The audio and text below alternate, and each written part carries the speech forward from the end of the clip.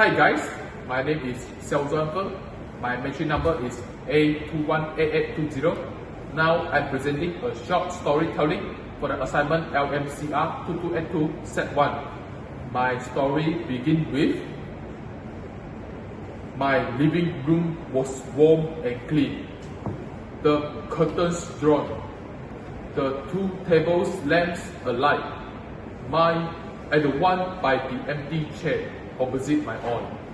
On the sideboard behind me, I had prepared 2 tall glasses, soda water and whiskey. I was waiting for my husband, Patrick, to come home from his work at the police station. I was 6 months pregnant and I felt a slow, smiling air of absolute peace within me. Every now and again, I would glance up at the clock, just to please myself with the thought that each minute ticking away brought him closer to me. I absolutely adore him. I love the intense, comforting routine of his return from work.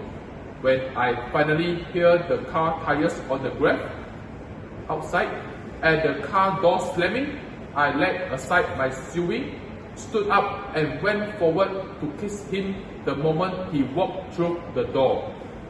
"Hello, darling," I said. "Hello," he answered.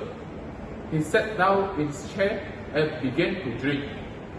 I could tell immediately that he was strangely detached, drinking much more heavily than usual. I listened to the ice cube tickling sharply against the side of his glass. "Darling, shall I get your slippers?" I asked. "No," he snapped. "Would you like to bring you some cheese and crackers?" "I don't want it," he said, his voice entirely flat. I watched him with a growing, silent anxiety. "Patrick," I pleaded, "I have got a nice leg of lamb for supper. We could just have it right here with some peas and potatoes." "Listen," he said, sitting absolutely rigid. "I've got something to tell you." And then he told me. He delivered his cold, blunt revelation that he was leaving me. It didn't take long, maybe 4 or 5 minutes, but it completely shattered my reality. I thought to myself, this isn't true. I'm imagining it. If I just go about my business, if I go to the kitchen and cook the supper, maybe later I would find it never happened. I walked out to the cellar, moving on autopilot toward the deep freeze. I reached my hand inside and took hold of the first object my finger touched. I felt the heavy, crystalline frost coating its rough, hard surface. It was a leg of lamb. I carried it upstairs, gripping the tin and tightly with both of my hands. Patrick was standing by the window with his back turned to me. "For God's sake," he muttered, hearing me but refusing to turn around. "Don't make supper for me. I'm going out." I simply walked out right behind him.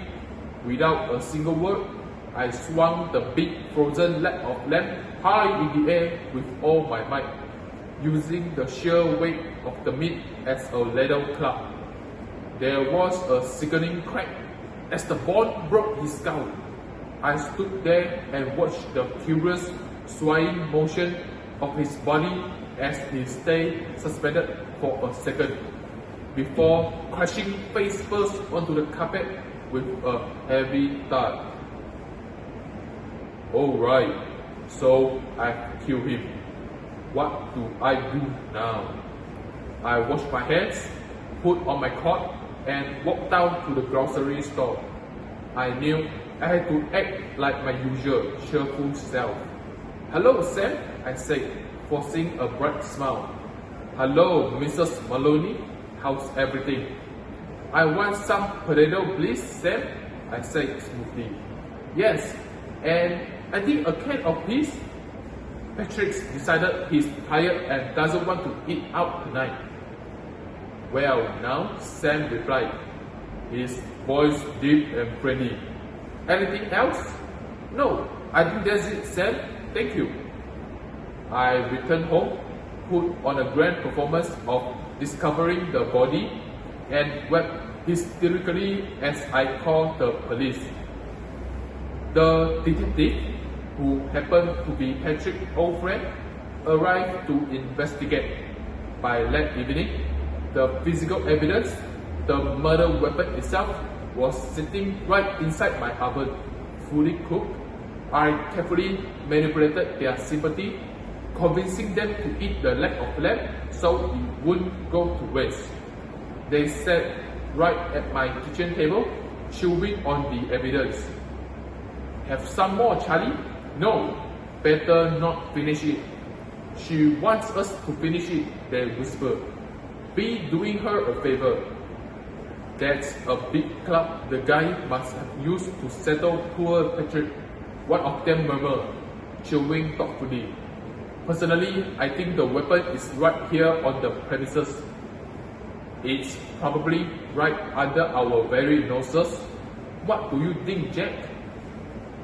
And in the other room, I sat all by myself, listening to them eat, and I began to giggle. Okay, thank you.